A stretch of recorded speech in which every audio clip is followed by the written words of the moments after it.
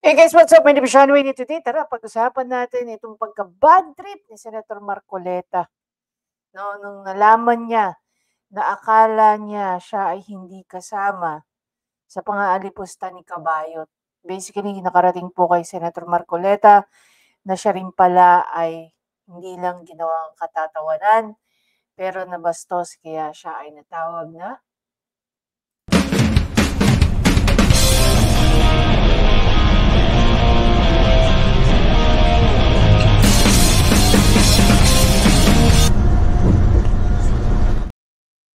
there you go guys. So wala muna tayong live ngayon dahil meron po tayong mahalagang lakad tomorrow morning kaya maaga-aga ang ating gising at actually patulog na tayo. I'm just getting right. I just get out of the shower at tayo ay pag-uusapan lang natin ng bahagya itong kinabadtripan ni Senator Marcoleta tungkol kay Kabayot at talaga namang nakakatawa to no?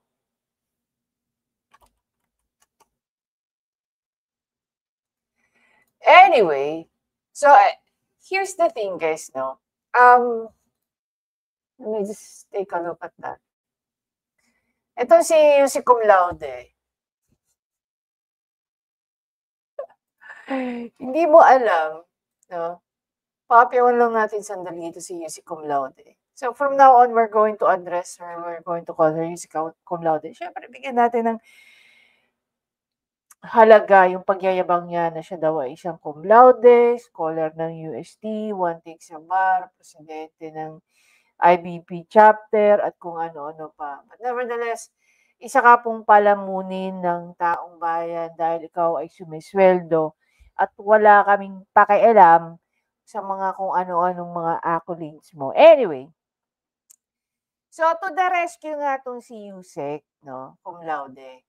Sabi niya, Cast of Defense, Vice Ganda, Jesky Holiday joke. It came from Duterte. Talaga naman, ano. Eh, hanggang ngayon guys, na, siguro kailangan na natin pahulaan kung ano nga ba ang nagawa ng mga Duterte dito kay Yusek Castro, no? Kay Yusek Cum Laude, sorry.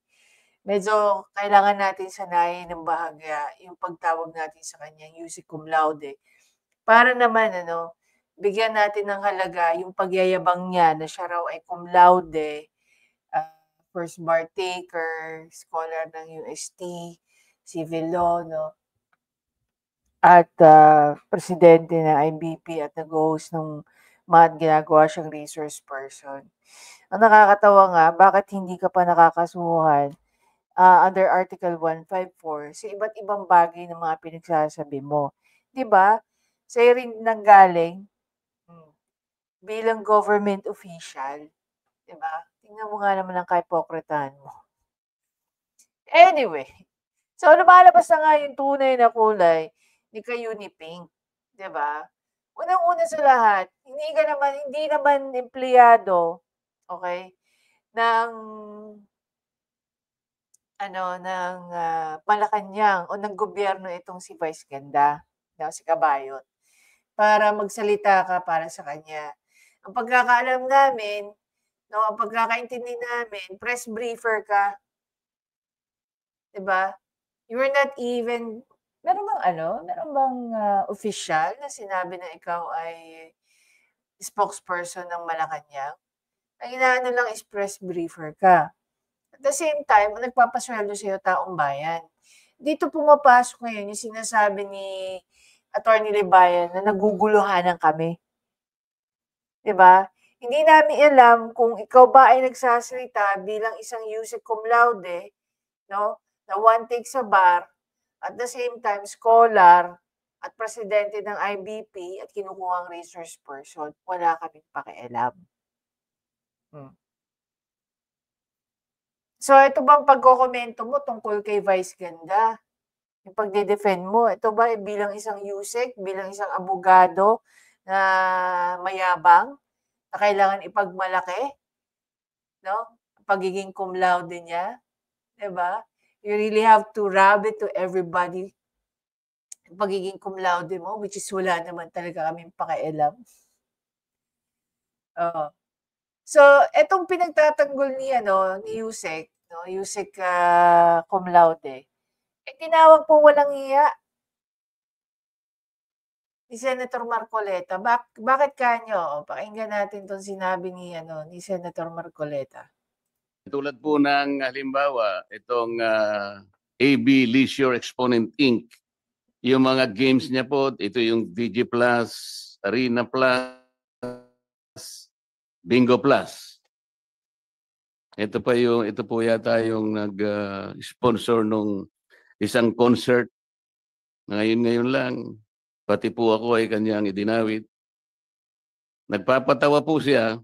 Nakita niya yung dating Senador Grace po na nagtatawa. Natawa po at siguro naging successful siya. Napatawa niya si Senador Grace po. Bigla ba niya naman sinabi, tingnan niyo yung mukha ni Marcoleta kung matatawa kayo.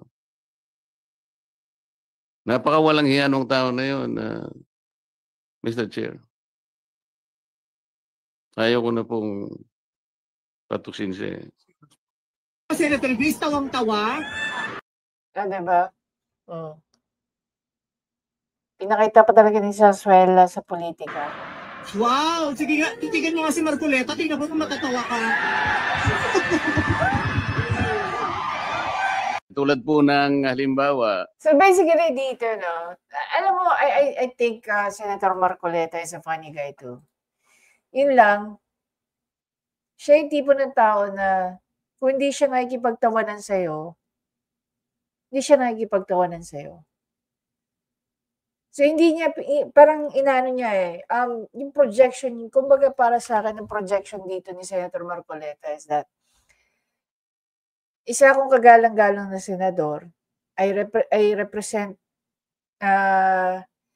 my constituents, na I make sure na hindi ako katawa-tawang tao, pero ginagawa mo akong katawa-tawa. So basically, para tuluyan nangyari, yung concert niya no, ni Kabayot is more on politically politically inclined, or meron talagang pag-atake sa Vice President Sara Duterte, no? And dun sa mga yung mga taong sumusuporta din kay Vice President Sara Duterte at saka sa mga Duterte. Nakikita naman natin, 'di ba, jet ski, tapos si Senator Marcoleta. Actually, I really thought nung nakita ko yung draft ng resolution ng sanggunian or ng City Council ng Davao, I really thought it was something lang na it was just posted. Pero totoo pala, no? Totoo pala na merong resolution to consider him as persona non grata. So basically, ito po, no? The statement of comedian, resolution condemning the statement of comedian Jose Marie Visceral, also known as Vice Ganda, for mocking former President Rodrigo Rua Duterte by disrespecting the former president. Whereas the city government of Davao upholds the values of respect, courtesy, and the preservation of dignity towards all individuals, particularly public officials who have served the nation with distinction. And resolution. So, yun nga, no, nagkaroon na po ng resolution, okay, na itong si Vice Ganda, o kaya si better known now as Kabayot, dineclare na po persona non grata. So, he or she, sabihin na lang natin, he's not welcome anymore in Davao City. Diba? Imaginein mo, no? Mas marami pang bumoto kay VP Sara Duterte kaysa sa followers mo na hindi naman ganun ka-consistent. 'Di ba? Darating yung araw na malalaos ka, pero si Inday Sara, no, si Vice President Sara Duterte, kahit gaano kakalaos siya, may legasiya. Ikaw, anong legasiya mo? People will remember you as one piece of shit. Doon ka maalala ng mga tao.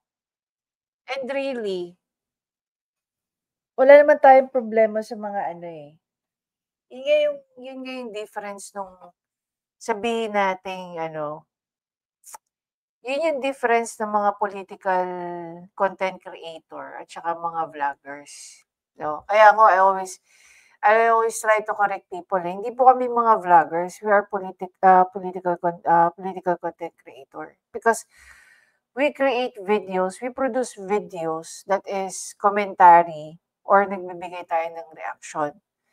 Hindi po natin ginagawang katawa-tawa yung mga bagay-bagay lalo na kung ito ay seryosong usapan. 'Di ba? Sa mga gaya ng ginagawa ni Kabayot, yung ad hominem na ginawa niya, 'no, hindi yun normal pagdating sa usapin ng politika. I'm not saying na napaka-stupido niyang tao to engage sa mga political discourse, of course not. Naniniwala naman ako matalino yan si Kabayot. Totoo, naniniwala akong matalino si Kabayot, 'di ba? Kasi yun yung projection ng Unipink, 'di ba? Mga matatalino sila, mga heredera, mayayaman, may kaya. Yan ang laging projection nila, eh. Kaya hindi sila nagkakalayo ni Yussi Cum Laude. 'Di ba? Kulang na lang sabihin niya kung magkano tinatanggap niya kay Bongbong Marcos, eh, hindi pa sayang nga hindi pa nadulas, eh, 'no? Kung magkano sinisweldo niya inoffer sa kanya ni Bongbong Marcos, hindi nga niya masabi paano sila nagkakonekta at lahat-lahat, 'di ba? Hmm. Yan lang na bagay na hindi niya masabi, eh. Nakikita niyo yung ugali ng mga Unipink? Actually, there was also while I was watching yung Billionaire.com, sinabi nga dun ni Billionaire.com, meron pang isang video daw si Kabayot na minamak naman niya si VP Sara about sa confidential fund. So hindi siya natauhan dun sa usapin ng jet ski. Talagang ginagalit niya ang mga Duterte supporter. So hindi lang yun parte ng kanyang performance. Talagang sinadya nilang gawin yun. Sinadya niyang gawin yung bagay na yun. 'Di ba?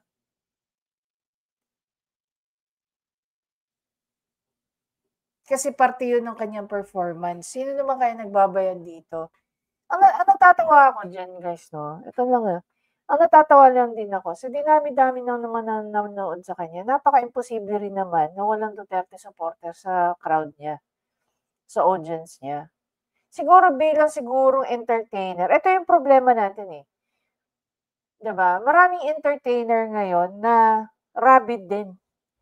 I know some people who are still despite of them, I'm gonna commend Ma'am Beverly Salviejo here.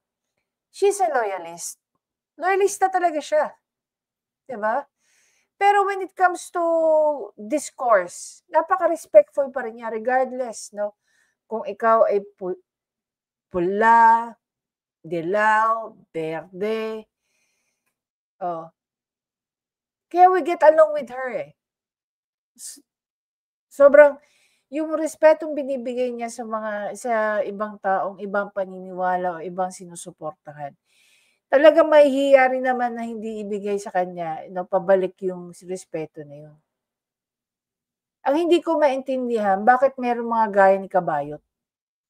Alam mo yun yung nagko-concert ka tapos gagawin mong piyesa yung si PRRD tsaka si Senator Marcoleta. Sino pang tawa naman ako kay 'no. Parang sa totoo lang merong konting pitik ng sarcasm 'to, eh. Alam mo kung bakit? Simple lang. Ano yung pitik ng sarcasm? Habang sinasabi ni Kabayot yun, natatawa daw si Senator Grace Poe. 'Di ba? Dapat nga bilang isang mambabatas din at least nagkasama kayo sa Congress. At least itong si Grace Poe, sana lang pinakitaan niya si Kabayot, no? Na wala naman dito si Marcoleta eh. Huwag naman natin bastusin, 'di ba? Tsaka itong si Kabayot, talagang hindi siya na ano, hindi siya humulaw eh. Alam mo kung bakit?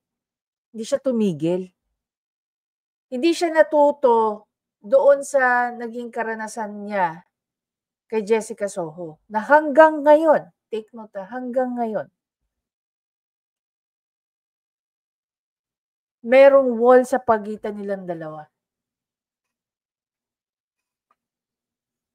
'Di ba? Kasi yung gustong i-emphasize diyan ni Jessica Soho, I'm not someone that you should use as part of your gig. Hindi ako bastos o kabastos-bastos na tao. Kung maalala niyo yung joke niya noon tungkol kay Jessica Soho. Tapos ngayon kay PRRD. Then ngayon kay Senator Marcoleta. Sasabihin nila, hindi nyo nagigets yung humor eh. Hindi namin nagigets yung pambabastos. If he's trying to be funny, just like how PRRD, actually pag nagsalita naman si PRRD at saka si Inday Sara, they don't use other people. Actually, they use themselves eh. Yung usapin nilang mag-anak eh, yung pag-uusap ni PRRD at saka nila Congressman Pulong at saka Mayor Baste. May ginamit ba silang ibang tao? Pakinggan nyo. Alam nyo kung bakit nakaka-relate ang taong bayan pag nagkukwento si Vice President Sara Duterte at saka si PRRD or sino man sa mga Duterte? Kasi simple lang yung approach nila eh. They make people that they're not special and they're just like them. Ordinary lang silang tao. Walang pagmamataas, walang inaapakan, at walang nababastos. Kaya every time nasa entablado or nasa stage ang mga Duterte, kahit sino sa kanila, pansinin nyo mabuti. Pinapakinggan yung kwento nila. You know, if mapapansin nyo lang din, whenever they are, nasa stage sila, kahit sino sa kanila, imagine niyo, almost 70% of that, nagkukwento lang sila. And people are very much, attached dun sa kanilang pakikipagkwentuhan. Bakit? Dahil dun sa mga kwento nila, number one, gaya ng sinabi ko, nararanasan din nung nakikinig sa kanila. Hindi man bilang anak, hindi man bilang tatay, hindi man bilang asawa, pero bilang isang ordinaryong Pilipino. Pero itong si Kabayot, pag siya nga naman talagang gumawa ng piyesa niya, hindi talaga siya nakakatawa. Kasi kailangan niyang may ipahiyang tao eh. Meron kailangan mapahiyang tao para maging katawa-tawa. Ito yung sinasabi nila na yung humor. Diba?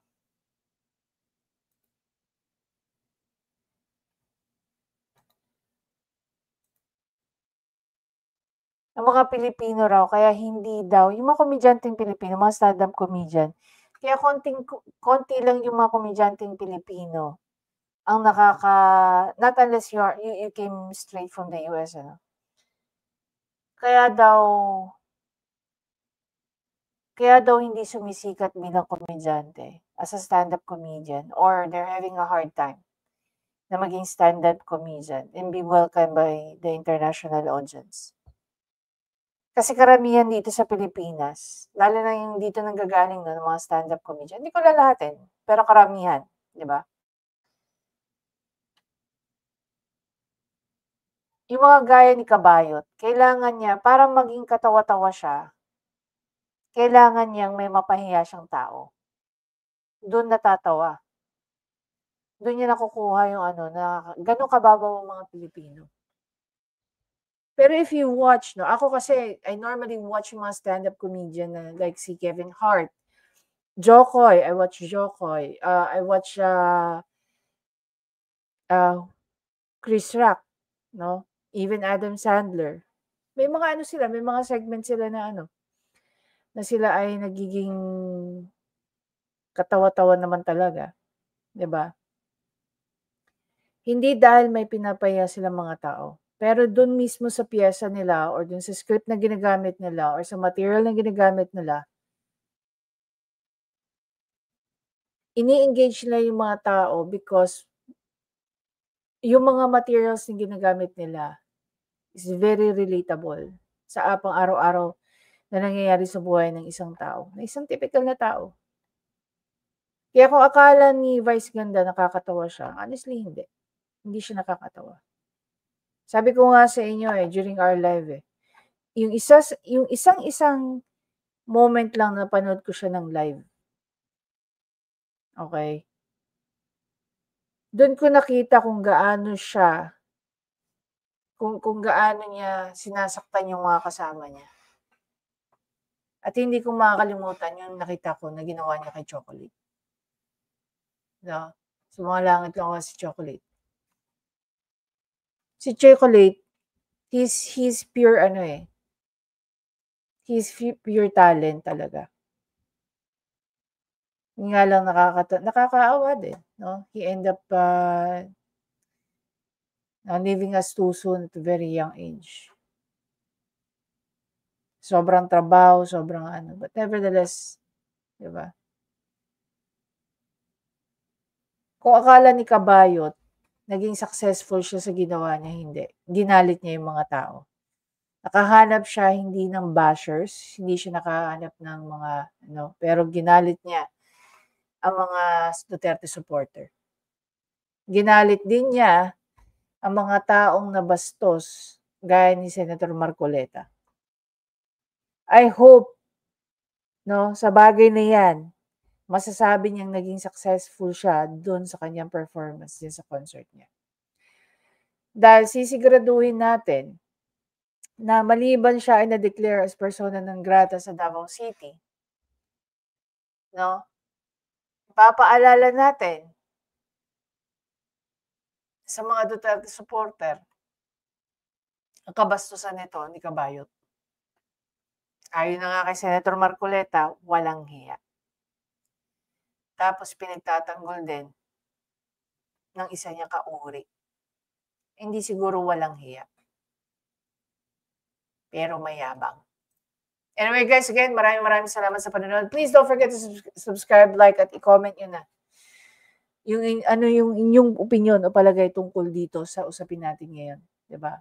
Naniniwala ba kayo, nag-agree ba kayo kay Senator Marcoleta na isang walang hiya itong si Kabayot, o naniniwala kayo na this is purely humor? Diba? So, kung naniniwala kayo purely humor, kung sa inyo yan ginawa, I hope okay lang sa inyo na babuyin at bastusin ang pagkatao nyo ng isang taong hindi kayo kilala o hindi nyo